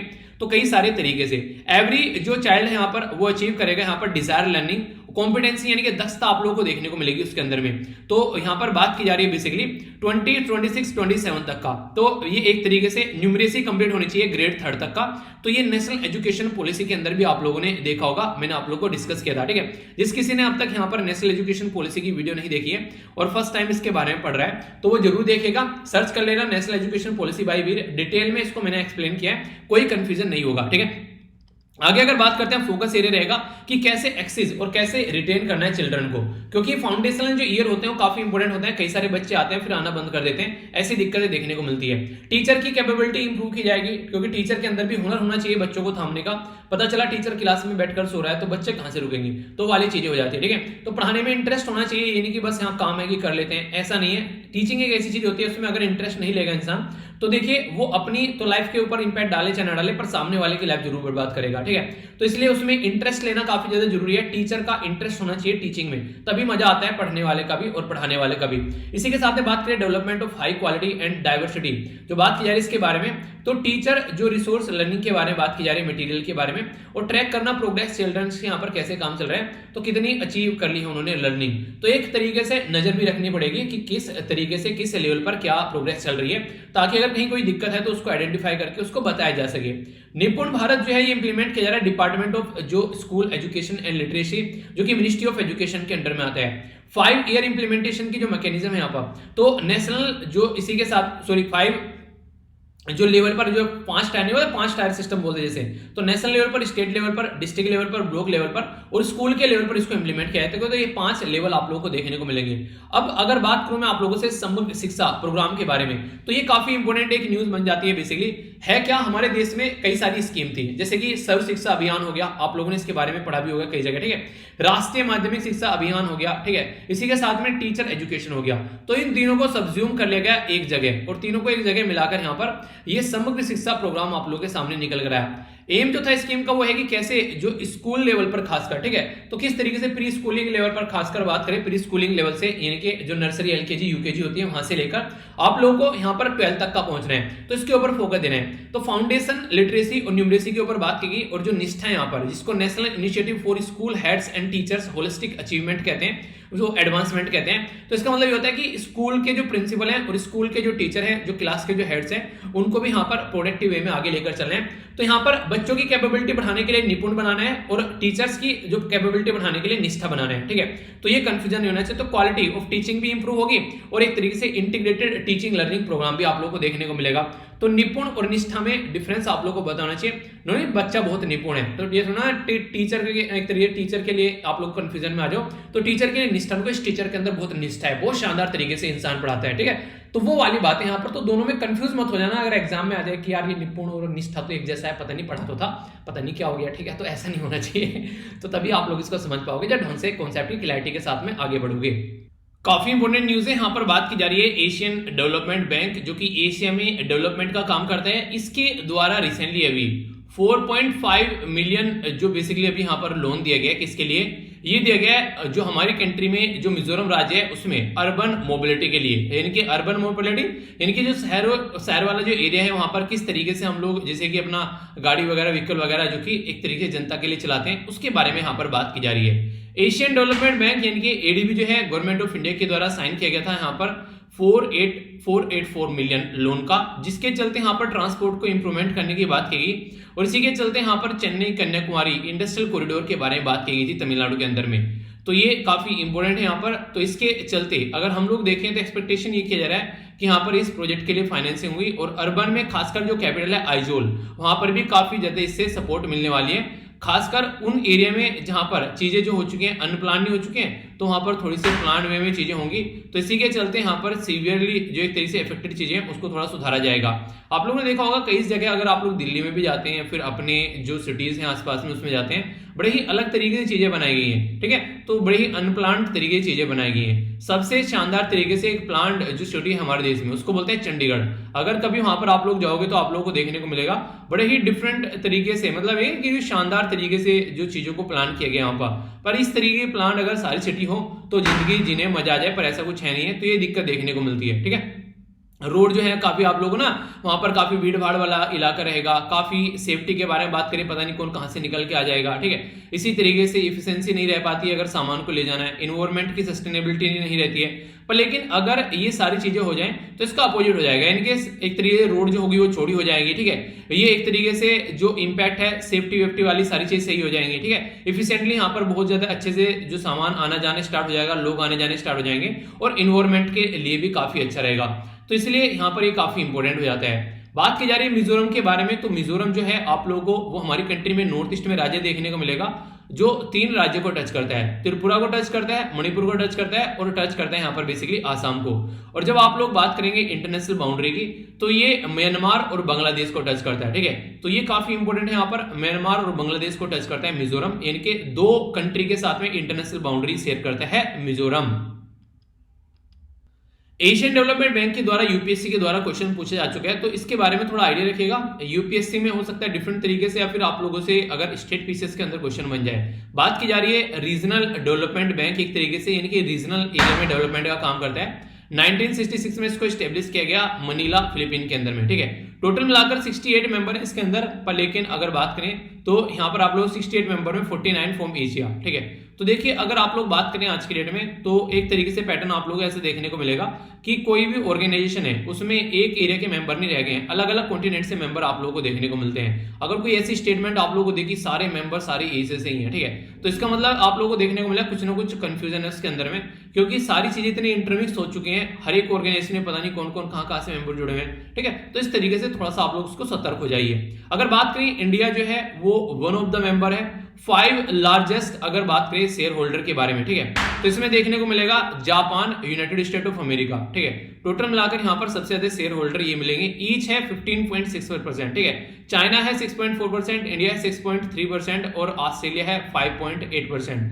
तो ये शेयर होल्डर की बात की जा रही है। एम क्या रहता है कि सोशल और इकोनॉमिक डेवलपमेंट करना है एशिया और पैसिफिक वाले रीजन में। एशियन डेवलपमेंट आउटलुक की जो सीरीज है यहाँ पर, जो एनुअल इकोनॉमिक जो रिपोर्ट होती है, बेसिकली यहाँ पर डेवलपमेंट जो यहाँ पर डेवलपिंग जो मेंबर कंट्री है, तो एशियन डेवलपमेंट बैंक के द्वारा यहाँ पर ये प्रस्तुत की जाती है। तो ऐसे भी कई बार क्वेश्चन आप लोगों से बन जाते हैं, ठीक है। तो ये कुछ चीजें हो गई। बाकी ये मिजोरम के बारे में मैंने थोड़ी सी इन्फॉर्मेशन डाली कि अगर बेसिक अगर आप लोग मिजोरम से आते हैं निकल कर, ठीक है, तो कई बार ये छोटी छोटी चीजें आप लोगों की स्टेट पीसेस वगैरह के एग्जाम में पूछ ली जाती है, तो इसके बारे में आइडिया आप लोग रख सकते हैं। तो कैपिटल आइजोल है, चीफ मिनिस्टर जो है यहाँ पर ये है जोरमिनथंग, ठीक है। पॉपुलेशन काफी कम है, अगर देखा जाए तो एरिया के बारे में बात की तो वो भी काफी एक तरीके से कम ही देखने वाला छोटा एरिया है। तो इसके बारे में छोटी छोटी बातें ये आप लोग याद रख सकते हैं अगर लोकल एरिया से यहाँ से आते हैं आप लोग।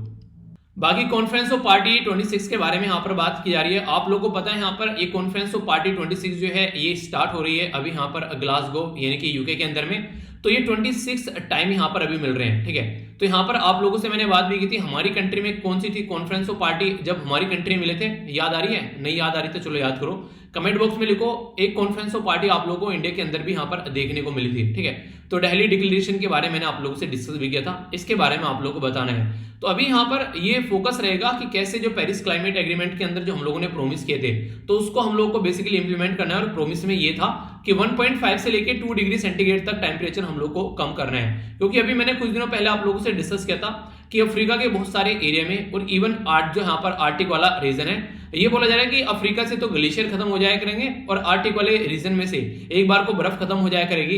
यहाँ पर खासकर गर्मियों में अगर बात करें तो टेम्परेचर इतना बढ़ रहा है, और जब किसी एरिया में टेम्परेचर बढ़ता है तो ये बस उस एरिया की बात नहीं होती है, ये आसपास वाले एरिया को भी लेकर डूबता है। तो यहाँ पर इसके चलते कोशिश ये की जाने की कैसे हम लोग इन चीजों को रोक सकते हैं। और सबसे अच्छा जो तरीका है वो है रिन्यूएबल एनर्जी। रिन्यूएबल एनर्जी क्या करती है, वो बेसिकली यहाँ पर जो क्लाइमेट है उसमें टेम्परेचर को बढ़ाने का काम नहीं करती है, जैसे कि क्रूड ऑयल वगैरह और यहाँ पर कोयला वगैरह ये सारे करते हैं। तो रिन्यूएबल एनर्जी काफी अच्छा एक ऑल्टरनेटिव यहाँ पर इसके चलते देखा जा रहा है रिसेंटली अभी, और इसी के चलते और भी कई सारे मुद्दे हैं यहाँ पर जिनके ऊपर काम किया जा रहा है। वरना क्लाइमेट चेंज अगर इसी तरीके से बढ़ता रहा तो बोला यह जा रहा है कि यहाँ पर ये ड्राइव कर देगा मोर देन 132 मिलियन जो लोग हैं एक्सट्रीम पॉवर्टी में पहुंचा देगा। तो यानी कि एक तरीके से अगर हम लोग इनको नहीं सुधार पाए तो वर्ल्ड बैंक पेपर के द्वारा जो बात बोली गई थी कि 132 मिलियन जो लोग हैं उनके ऊपर काफी ह्यूज इंपैक्ट डालेगा और एक्सट्रीम पॉवर्टी में लोगों को लेकर आएगा। एक्सट्रीम पॉवर्टी मतलब लोगों के रहने खाने पीने की भी बेसिकली दिक्कतें होने लगी, वो भी नहीं करवा पाएंगे। ये प्रॉब्लम निकलने वाली है क्लाइमेट चेंज की वजह से। आप लोग बोलेंगे क्लाइमेट चेंज ऐसा क्या करेगा, भूत है क्या वो? भूत का मतलब ये है कि जिस एरिया में मान लीजिए आज के में टेम्परेचर बढ़ गया, ठीक है, पता चला वहां पर पहले गेहूं की खेती उगाई जाती थी, पर टेम्परेचर इतना हो गया कि वहां पर अब गेहूं की खेती नहीं उगा पा रहे हैं, तो सोचिए वहां पर लोग अपने आप भूखे मरने स्टार्ट हो जाएंगे। किसी एरिया में एग्रीकल्चर कोई खेती की जाती थी, वहां पर उस टेम्परेचर में अब वो नहीं हो पा रही है, सूखा पड़ गया इसकी वजह से नहीं हो पा रही है, अपने आप लोग जो है वो भूखे मर जाएंगे। तो कुछ ऐसा पैटर्न आप लोग यहाँ पर देखने को मिलेगा। तो इसीलिए जो ये मुद्दे हैं कि जीरो एमिशन को लेकर चलना है, ग्रीन हाउस गैस को कम करना है, ठीक है, टैक्स लगाना है जो यहाँ पर एक तरीके से काफी लार्ज स्केल पर इन्वायरमेंट को डैमेज कर रहा है, इंसेंटिव दे यहाँ पर, वो सारी बातें, ठीक है, और भी फोसिल फ्यूल को कैसे कम करना है, ठीक है, उसके ऊपर फोकस जाएगा। सस्टेनेबल ग्रोथ कैसे लेकर चलनी है, सस्टेनेबल का मतलब ये होता है कि अगर आज के डेट में आप लोग कुछ चीजों को एंजॉय कर रहे हो तो इस तरीके से एंजॉय करो कि आपकी आने वाली जनरेशन भी उसको एंजॉय कर सके। ये नहीं कि आप लोग अपना मजे लेकर निकल लिए, अगर ऐसा ही कुछ हमारे पूर्वज कर रहे होते तो अभी हम लोग यहाँ पर बैठकर रो रहे होते। तो ये कंडीशन है, तो अब हम लोग को यहाँ पर थोड़ा सुधरना चाहिए। तो इसी के चलते जो बात की गई थी कि प्रॉमिस किया गया था कि हाँ एक यहाँ पर 100 बिलियन जो एनुअल ट्रांसफर किए जाएंगे डेवलपिंग कंट्रीज को, ताकि वो थोड़ा कुछ काम कर सके अपने लिए और इन चीजों को कंट्रोल कर सके। तो ये भी काफी बड़ा मुद्दा यहाँ पर रहने वाला है। तो देखते हैं कैसे चीजों को यहाँ पर इंप्रूव कर पाएंगे। तो ये भी एक काफी बड़ी बात है जिसके ऊपर बार बार बात की जाती है। आगे बात करें तो यहां पर बात की जा रही है बेसिकली एक पर्टिकुलर स्कीम के बारे में। स्कीम जो है बेसिकली उसको बोलते हैं Ayushman Bharat health infrastructure mission, यानी कि हेल्थ के एरिया में कैसे हम लोग ढांचागत विकास कर सकते हैं। वैसे अभी कोविड-19 के चलते जैसे ऑल ओवर वर्ल्ड में ढांचागत विकास की काफी कमी देखने को मिली हेल्थ में और काफी बुरी कंडीशन निकल के आई, तो उसी के चलते इसमें डेवलपमेंट की बात की जा रही है। तो ये लार्जेस्ट पैन इंडिया ये स्कीम है जो कि हेल्थ में ढांचागत विकास करेगी और नेशनल हेल्थ मिशन जो है उसके एडिशन में है, ऑल्टरनेटिव नहीं है उसके। एक तो होता है ऑल्टरनेटिव और दूसरा होता है सप्लीमेंट्री। ऑल्टरनेटिव का मतलब ये होता है कि या तो ये ले लो या फिर ये ले लो, दोनों में से कोई एक ही मिलेगा। सप्लीमेंट्री का ये होता है चलो ये तो मिल ही रहा है, एक ये भी थोड़ा सपोर्ट में हम लोग आपको दे देते हैं, तो ये समझना, ठीक है। तो यानी कि ऑल्टरनेटिव नहीं है, सप्लीमेंट्री है। नेशनल हेल्थ मिशन चलता रहेगा पैरेलल में। अब यहाँ पर Ayushman Bharat health infrastructure mission भी आप लोग को देखने को मिलेगा, जिसके तहत 17,788 यानी कि 17,788 रूरल हेल्थ वेलनेस सेंटर बनाए जाएंगे बेसिकली 10 हाई फोकस स्टेट के अंदर में, और 11,024 यानी कि 11,024 अर्बन हेल्थ और वेलनेस सेंटर बनाए जाएंगे देश के अंदर में। तो इसके चलते खासकर उन एरिया पर फोकस किया जा रहा है जिनमें पॉपुलेशन जो है वो 5 लाख से ज्यादा देखने को मिल रही है। तो वहां पर ये एरिया चेक करे जाएंगे और वहां पर हॉस्पिटल वगैरह किस तरीके से क्या क्या डिस्ट्रिक्ट लेवल पर क्या क्या चीजें कौन कौन सी सर्विस प्रोवाइड करानी है उसमें फोकस देकर चलेंगे। अगर वर्ल्ड हेल्थ ऑर्गेनाइजेशन के बारे में बात करूं, वर्ल्ड हेल्थ ऑर्गेनाइजेशन एक ऐसी ऑर्गेनाइजेशन जो कि ऑल ओवर वर्ल्ड में ये देखती है कि हेल्थ की फैसिलिटी कैसी है, सही है या फिर सही नहीं है। तो साउथ ईस्ट एशियन रीजन में तो 9 जो यहाँ पर bio safety level 3rd laboratory और few new regional national centre for disease control के सेटअप किए जाएंगे, जिसके चलते यहाँ पर काफी आने वाले टाइम में कल को अगर जैसे अभी यहाँ पर आप लोगों को कोरोना वायरस देखने को मिला, ऐसी कोई सिचुएशन हो तो उसको कंट्रोल किया जा सके। इंपॉर्टेंट बात अगर आप लोग बात करें ऑब्जेक्टिव के बारे में, तो अर्बन और रूरल एरिया को कहीं ना कहीं एक पैटर्न में लाने की कोशिश की जा रही है। आप लोगों ने देखा भी यहाँ पर बात की गई कि गांव वाले एरिया पर ज्यादा फोकस किया जाएगा। इसका रीजन क्या है? इसका रीजन ये कि आज के डेट में गांव में ओनली 65% आप लोग को ये हेल्थ की फैसिलिटी देखने को मिलेगी। सारे लोग आप लोगों ने देखा होगा गांव से निकलकर बाहर जाते हैं, गांव में 1-2 डॉक्टर होते हैं और वो भी ठीक ठाक काम चलाऊ होते हैं, ठीक है। आप लोगों को ये कंडीशन देखने को मिलेगी, तो इसलिए बाहर जाना पड़ता है हमेशा। 70% के करीब अगर बात की जाए यहाँ पर आज की डेट में, तो 70% ऑफ लोकेशन जो है यहाँ पर वो हेल्थ केयर सर्विस है, पर लेकिन 65% है यहाँ पर गांव के अंदर में और 87% है। तो याद रखिए 65% गांव में और लगभग 85% मतलब याद करने के लिए, तो यानी कि 20% के करीब कम आप लोगों को यहाँ पर गांव में फैसिलिटी देखने को मिलेगी। वैसे और कई सारी स्कीमें जैसे स्वच्छ भारत मिशन हो गया, ठीक है, जल जीवन मिशन हो गया, उज्ज्वला पोषण अभियान मिशन, इंद्रधनुष, ये सारी अपनी जगह पर, लेकिन प्रॉपर हेल्थ सर्विस की बात की जा रही है, ठीक है। मोर देन 2 करोड़ जो पुअर लोग हैं वो free treatment under Ayushman Bharat मिल रहा है, ठीक है। हेल्थ रिलेटेड जो इश्यूज है यहाँ पर आयुष्मान डिजिटल जो हेल्थ मिशन के थ्रू चल रहे हैं, तो काम तो किया जा रहा है, ऐसी बात नहीं है कि काम नहीं कर रहे हैं, पर लेकिन फिर भी हम उस एरिया पर नहीं काम कर पा रहे हैं कि हम लोग चीजों को सुधार सके। तो इसी के चलते इंडिया के अंदर अगर आप लोग बात करते हैं कि अपने देश के अंदर में एक स्टडी की गई जिसके चलते state of democracy in south Asia, इसका राउंड 3 यहाँ पर लोक नीति सीडीएस के थ्रू यहाँ पर जब प्रस्तुत किया गया, तो इसमें देखने को मिला यहाँ पर कि पब्लिक को जो हेल्थ एक्सेस है वो अप टू द मार्क नहीं है, वो काफी कम आप लोग को देखने को मिल रहा है। तो इसी के चलते बोला गया कि ब्लॉक, डिस्ट्रिक्ट, रीजनल और नेशनल लेवल पर काम किया जाएगा। आईटी नेटवर्क के थ्रू एस्टेब्लिशमेंट और इंटीग्रेटेड हेल्थ इंफॉर्मेशन पोर्टल बनाया जाएगा, ताकि पता रहे किस किस एरिया में क्या क्या दिक्कत चल रही है और जहां जहां जो जो दिक्कत हो उसका सोल्यूशन निकाला जा सके। तो ये पर्टिकुलर काम भी स्टार्ट यहां पर देखने को मिलेगा, ठीक है। तो काफी इंपॉर्टेंट था, इसके बारे में पता होना चाहिए। अभी मैं आप लोगों को बेसिकली रिव्यू दूंगा पूरे लेक्चर का, इसके बाद में हम लोग देखेंगे जो क्वेश्चन मैंने पूछा था उसका आंसर, ठीक है। और आप लोगों को जो कल के जो मैंने आप लोगों से बेसिकली लास्ट जो आप लोगों से डिस्कस किया था उसका भी हम लोग रिवीजन करेंगे। फीडबैक देकर जरूर जाया करो, वीडियो आप लोगों को कैसी लगती है लाइक या डिसलाइक कर बता सकते हैं, या फिर 10 में से आप लोग यहाँ पर इसको मार्क्स भी दे सकते हैं। और एक चीज कंटिन्यू आप लोगों को रखनी है, जो मैंने बोला था कि आप लोग मॉर्निंग में जब द हिंदू न्यूज़पेपर की वीडियो अपलोड करता हूं उसके नीचे आकर लिखा करो कि आज का टारगेट क्या है आप लोगों का, ठीक है। और फिर जब शाम को ये वीडियो आती है 9 बजे तो फिर इसके नीचे लिखा करो कितना आप लोगों ने अचीव कर लिया। तो इससे अगर आप लोग ये काम कंटिन्यूअसली करते रहेंगे लंबे समय तक तो खुद अपने अंदर आप लोगों को चेंज देखने को मिलेगा। पर लेकिन जब स्टार्ट किया था पहले दिन मैंने देखा था उस दिन 1000 से भी ज्यादा लोगों के द्वारा पार्टिसिपेट किया गया था, पर लेकिन अभी जो है घटकर वो लगभग ऐसे 500-600 के करीब आ गए हैं। पर लेकिन जो 500-600 हैं वो रेगुलर लिख रहे हैं, तो आप लोग समझ सकते हैं अगर उनसे ही पूछेंगे तो उनको इसमें एक तरीके से कॉन्फिडेंट भी फील होता है। तो ये ऐसा नहीं है आप लोग एक तरीके से किसी को शर्म आती है तो इससे थोड़ा सा आप लोगों ने लिखने का एक आप लोगों की हेजिटेशन भी खत्म हो जाती है। तो ये बेसिकली कुछ तरीका था जिससे आप लोग अपनी लाइफ में थोड़ा सा इंप्रूवमेंट कर सकते हैं। ओके, कुछ बातें हैं, आइए देख लेते हैं क्या क्या डिस्कस किया। सबसे पहले हम लोगों ने यहाँ पर एक इंपॉर्टेंट कोटेशन देखी थी, आई होप कि आप लोगों को इससे कुछ सीखने को मिला था। इसके बाद में जब हम लोगों ने बात की थी यहाँ पर, ये था एक पर्टिकुलर डे कनाडा के बारे में, ठीक है। तो ये याद रखिए कनाडा आज का दिवस था, कनाडा बेसिकली स्टेब्लिश किया गया था। वर्ल्ड वेगन डे के बारे में बात की थी, शाकाहारी दिवस, ठीक है। तो आप लोगों को क्या पसंद है, शाकाहार मांसाहार बताइए चलिए। यहाँ पर आगे हम लोगों ने बात की निपुण के बारे में। निपुण के साथ में मैंने आप लोगों को यहाँ पर इसके साथ में निपुण के साथ में बेसिकली आप लोगों को निष्ठा के बारे में बताया। तो निपुण और निष्ठा किस किस के लिए है, कौन कौन सी स्कीम है, काफी इंपॉर्टेंट है, एजुकेशन के फील्ड में डायरेक्ट क्वेश्चन बन जाता है, ठीक है। आगे चलते हैं, यहाँ पर हम लोगों ने हॉस्पिटल के बारे में बात की जो अभी डिटेल में समझा। इसी के साथ में नेक्स्ट जो न्यूज हम लोगों ने समझी, ये समझी सऊदी अरेबिया के जो सस्टेनेबल मिशन की बात की जा रही है बेसिकली काफी अच्छे लेवल पर, तो ये काफी इंपॉर्टेंट है। और इंडिया के बारे में बेसिक इन्फॉर्मेशन मैंने आप लोगों से डिस्कस की।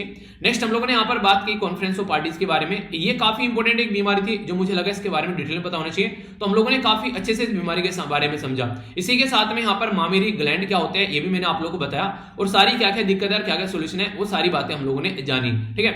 नेक्स्ट हम लोगों ने यहाँ पर डिस्कस किया, ये एशियन डेवलपमेंट बैंक हेल्प कर रहा है कंट्री के अंदर में मोबिलिटी प्रोजेक्ट को इंप्लीमेंट करने में, तो वो सारी बातें हम लोगों ने जानी। और सबसे इंपॉर्टेंट जो स्टार्टिंग में मैंने आप लोगों से डिस्कस किया था, ये था बेसिकली धोलावीरा के बारे में, तो ये आप लोग कंफ्यूजन में नहीं आना चाहिए, डिटेल में इसके बारे में जाना, ठीक है। तो ये समझा, बाकी तो पता ही है, 2 वीडियो रेगुलर आप लोग ये देख सकते हैं, कोई कंफ्यूजन नहीं होगा, अगर करंट अफेयर स्टैटिक दोनों कवर हो जाएगा अगर इनको लाइफ का पार्ट बना लेते हैं।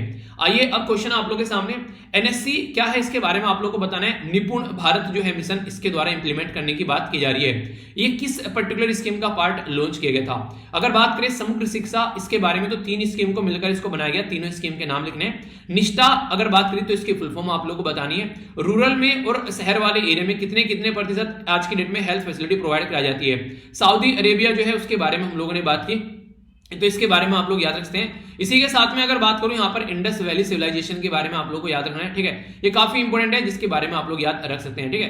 तो ये यूनेस्को की वर्ल्ड हेरिटेज साइट बनी पहली, जो कि अभी यहाँ पर पता होना चाहिए। कौन सा ग्लैंड है जो कि यहाँ पर मिल्क प्रोडक्शन का काम करता है बॉडी के अंदर, ठीक है, ये आप लोग को बताना है। इसी के साथ में अगर बात करें एक पर्टिकुलर बैंक के बारे में जिसने अभी हेल्प की मिजोरम की, ठीक है, तो यहाँ पर मोबिलिटी में तो कौन सा बैंक है ये आप लोग को बताना है, ठीक है। इसी के साथ में थोड़ा सा रिवीजन कर लेते हैं यहाँ पर, फिर क्वेश्चन का आंसर देखना वो जरूर देख कर जाना, ठीक है। वर्ल्ड सेविंग डे जो होता है वो 30 अक्टूबर को सेलिब्रेट किया जाता है। इसकी थीम क्या है, देखिए मैं आप लोगों को बोलता रहता हूँ एंड तक वीडियो देखना। कभी कभी तो ये लगता है मैं ना मतलब मैं तैयारी कर रहा हूँ, ठीक है। मतलब कि क्या होता है, कई बार से क्वेश्चन पूछता हूँ ना, कई सारे बच्चे कहते हैं सर ये तो क्वेश्चन पूछा ही नहीं था, मतलब कई सारे क्वेश्चन आते हैं ना, कई बार एंड में याद आ जाते हैं, मैंने कहा ये बताओ चलो, ठीक है। तो ऐसा लगता है कि मैं तैयारी कर रहा हूँ अपने एग्जाम की, ठीक है। मतलब आप लोगों को कह रहा हूँ बस रुके रहो, बस थोड़े से और, ठीक है यार। ये सोचो 1 मिनट के लिए, मतलब सुन के भी कितना ऐसा लगता है ना, मतलब पढ़ना आप लोगों को चाहिए, आप लोगों को मुझे बोलना चाहिए सर थोड़ा सा और पढ़ा दो, थोड़ा सा और पढ़ा दो, मैं आप लोग बोलो थोड़ा सा और सुन लो। ये थोड़ा सा अजीब लगता है कई बार तो, पर चलो जो भी है, मैं तो चाहता हूँ थोड़ा सा आप लोगों को अच्छी सी पढ़ाई होती रही और कुछ नहीं यार। डीआरडीओ के बारे में बात करें तो यहाँ पर मतलब defence research and development organisation, ये HEAT क्या था इसके बारे में डिस्कस किया था मैंने आप लोगों से, ठीक है। नेक्स्ट हम लोगों ने यहाँ पर बात की थी एक पर्टिकुलर मिसाइल के बारे में, तो आकाश का एक नया वर्जन आया था, वो आप लोगों को बताना था, जो कि अभी रिसेंटली सितंबर के महीने में, ठीक है। अगर बात करें 5 लेक के बारे में मैंने बात की थी अमेरिका के अंदर में, पांचों की पांचों लेक के नाम आप लोगों को लिखने थे, बताऊंगा अभी यहाँ पर 2 का हालांकि बता भी रखा था। सस्टेनेबल ट्रांसपोर्ट जो सिस्टम का सिटी का अवार्ड यहाँ पर किसको मिला था ये बताना था। इसी के साथ में कौन सी मिनिस्ट्री थी जिसके द्वारा national fund to control drug जो एब्यूज है उसके बारे में हम लोगों ने बात की थी। कौन सा आर्टिकल है जो यहाँ पर बात करता है इंटॉक्सिकेशन को रोकने के लिए, तो ये आप लोगों को बताना है। कौन सा आइलैंड था यहाँ पर बेसिकली साउथ ईस्ट एशिया में, यहाँ पर कौन सी कंट्री में था ये बताता हूं, इंडोनेशिया में, जो रिसेंटली अभी न्यूज में था, इसका नाम बताना है, ठीक है। तो इसके बारे में हम लोगों ने डिस्कस किया था, यहाँ पर ये इसके बारे में समझेंगे, ठीक है। बेसिकली यहाँ पर अगर बात करें तो ये था यहाँ पर ग्रेट सुंदा आइलैंड, ठीक है। तो इसके बारे में आप लोग याद रखते हैं। नेक्स्ट हम लोगों ने यहाँ पर बात की थी बेसिकली थीम के बारे में, तो ये था understanding the impact of saving. अगर डेली आप लोग अपनी लाइफ में कुछ पैसा सेव करते हैं तो आप लोगों को देखने को मिलेगा आने वाले टाइम में आप लोगों को कभी भी किसी के सामने हाथ नहीं फैलाने पड़ेंगे। और ये सबसे ज्यादा जरूरी है कि जिंदगी में कभी कुछ भी हो जाए किसी के सामने हाथ फैलाने की नौबत न आए, ये सबसे इंपॉर्टेंट हो जाता है। हाई स्पीड एक्सपेंडेबल एरियल जो टारगेट है इसके बारे में हम लोगों ने बात की थी। इसी के साथ में आकाश जो मिसाइल थी वो तो आप लोग जानते थे, इसमें आकाश प्राइम और ऐड कर दिया गया था, ठीक है। बात करूं यहां पर तो ये आप लोगों को देखने को मिलता है लेक के बारे में, जो काफी ग्रेट लेक का नाम भी आप लोगों ने सुना होगा तो सुपीरियर मिशिगन ह्यूरोन, इसी के साथ में यहाँ पर एरी और यहाँ पर ओंटेरियो, ये आप लोगों को लेक देखने को मिलेगी 5। इसमें से आप लोगों को एक क्वेश्चन चलिए बताना है, 5 में से 4 लेक ऐसी हैं जो कि कनाडा और यूएसए के बीच में डिवीजन होता है, एक लेक ऐसी है जो डिवीजन नहीं होता है, बताइए कौन सी है। केरला के बारे में बात करें तो यहाँ पर city with most sustainable transport ये देखने को मिलेगी आप लोगों को, इसके बारे में आइडिया रखना। अगर बात करूं सोशल जस्टिस एंड एम्पावरमेंट के बारे में तो याद रखना है national fund to control the drug abuse, ठीक है। तो ये इंपॉर्टेंट है, जिसके बारे में याद रखिएगा, तो इसके द्वारा ये इंप्लीमेंट किया गया। आर्टिकल 47 ये बात करता है बेसिकली संविधान के अंदर में कि हमारा जो स्टेट है यानी कि जो गवर्नमेंट है उसकी रेस्पॉन्सिबिलिटी है कि इंटॉक्सिकेशन को रोके यानी कि ड्रग एब्यूज को रोके, यहाँ पर सेहत पर गलत इंपैक्ट पड़ता है, और ये मैंने आप लोगों को बता ही दिया। आइए अब वो क्वेश्चन का आंसर देता हूं जो मैंने आप लोगों से पूछा था। ये काफी इंपॉर्टेंट हो जाता है यहाँ पर बेसिकली फाइनेंस कमीशन के बारे में। देखिए फाइनेंस कमीशन एक जो काफी इंपॉर्टेंट बॉडी है, सबसे पहले तो आप लोगों को यही पता है कि ये कैसी बॉडी है, ये एक संवैधानिक बॉडी है यानी कि कॉन्स्टिट्यूशनल बॉडी है, तो जिसको हम लोग आर्टिकल 280 के तहत यहाँ पर बेसिकली बनाते हैं। अब इंपॉर्टेंट मुद्दा यहाँ पर आता है कि ये मेन काम क्या करता है, क्योंकि प्राइमरी फंक्शन ही पूछा गया। प्राइमरी फंक्शन ये बोलता है कि जब यहाँ पर अभी रिसेंटली 15th फाइनेंस कमीशन आप लोगों ने देखा, तो 15th फाइनेंस कमीशन ने क्या काम किया कि जो रिसोर्सेज हैं उनका डिस्ट्रीब्यूशन करना है सेंटर के बीच में और स्टेट के बीच में। आप लोगों को याद होगा 14th फाइनेंस कमीशन जो था वो काफी ज्यादा न्यूज में था यहाँ पर, ठीक है, जिसके चलते हमने ये माना गया था कि 14th फाइनेंस कमीशन ने क्या कर दिया, पहले 32% जो रिसोर्सेज थे वो सेंटर जो था वो स्टेट को दिया करता था, पर लेकिन इसने बढ़ाकर उनको 42% कर दिया, तो यानी कि और ज्यादा रिसोर्सेज जो है वो स्टेट के हाथ में आ गई। 15th फाइनेंस कमीशन ने एक चीज यहाँ पर चेंज कर दी जो कि आप लोगों को पता होना चाहिए। इसी बीच में क्या हुआ, एक राज्य घट गया, पहले 29 राज्य थे, अब घटकर 28 राज्य हो गए। क्यों? क्योंकि जम्मू एंड कश्मीर को हम लोगों ने क्या कर दिया है, यूनियन टेरिटरी बना दिया है, तो इसीलिए 42% जो रिवेन्यू यहाँ पर शेयर किया जा रहा था, इसमें से 1% घटाकर इन्होंने जम्मू एंड कश्मीर को दे दिया और 41% शेयर भी देखने को मिला, तो ये मुद्दा यहाँ पर निकल कर आया। तो ये सारी करंट की बेसिक इंफॉर्मेशन और ये संवैधानिक बॉडी है। पहले प्लानिंग कमीशन हुआ करती थी, पर लेकिन प्लानिंग कमीशन के चलते बहुत ही एक तरह रस्साकसी रहती थी यहाँ पर कि कौन सी बॉडी काम करेगी, कहां से क्या क्या निकल कर आएगा, पर लेकिन जैसे प्लानिंग कमीशन का नाम सत्य हुआ, तुरंत यहाँ पर निकल कर आई फाइनेंस कमीशन और वो सारा काम देखती है। तो मेन काम होता है कि रिकमेंडेशन देना कि डिस्ट्रीब्यूशन ऑफ द टैक्स, और यहाँ पर रिकमेंडेशन है, यहाँ पर रिकमेंडेटरी नेचर की है, यानी कि ये गवर्नमेंट को फोर्स नहीं कर सकती कि आप लोगों को ये करना है, पर लेकिन ये जो बॉडी है गवर्नमेंट ही बनाती है, तो कहीं ना कहीं एक तरीके से अपनी चीजों को इंप्लीमेंट करने में आसानी रहती है, जो खुद बोलते हैं बनाने के लिए। ये बिल्कुल ऐसे ही आप लोग किसी एग्जाम की तैयारी करते हैं अपनी मर्जी से, या फिर घर वाले आप लोगों को बोले नहीं करना है तो करना है, ठीक है, तो वो वाली बात है, आप लोग जबरदस्ती बैठे रहोगे लेकर कुछ करोगे नहीं, ठीक है, पर लेकिन खुद से मन आएगा अंदर से करने का, तो उसमें करने में मजे कुछ और रहेगा। तो इस तरीके से आप लोग चीजों को अंडरस्टैंड कर सकते हैं। तो ये था टोटल आज का डिस्कशन। मैं आशा करता हूं आप लोगों ने इसको एंजॉय किया है। रियलिटी में अगर एंजॉय किया है तो जाकर यहां से पीडीएफ भी डाउनलोड कर लेना इसकी, जिससे कि आप लोग यहां पर उसको लंबे समय तक याद रख पाएं। ओके, इसी के साथ में आप लोग मेरे साथ में कनेक्ट रह सकते हैं। यहाँ पर ये पर्टिकुलर सोशल मीडिया हैंडल है जो काफी इंपॉर्टेंट है, इसके साथ में आप लोग जरूर कनेक्ट रहिए। अगर आप लोग यहाँ पर हैं, कई सारी चीजें शेयर करता हूँ कई बार यहाँ पर, ठीक है। इसी के साथ में फीडबैक जरूर देना, जो मैंने बोला था, अच्छा लगता है जब आप लोग फीडबैक देते हैं, पता चलता है लेक्चर कैसा बना है। तो नेक्स्ट लेक्चर में मिलता हूं, तब तक अपना ध्यान रखिए। बड़ों को नमस्ते, छोटों को प्यार, छोटी सी लाइफ एंजॉय करा। मिलता हूं नेक्स्ट लेक्चर में, तब तक के लिए जय हिंद।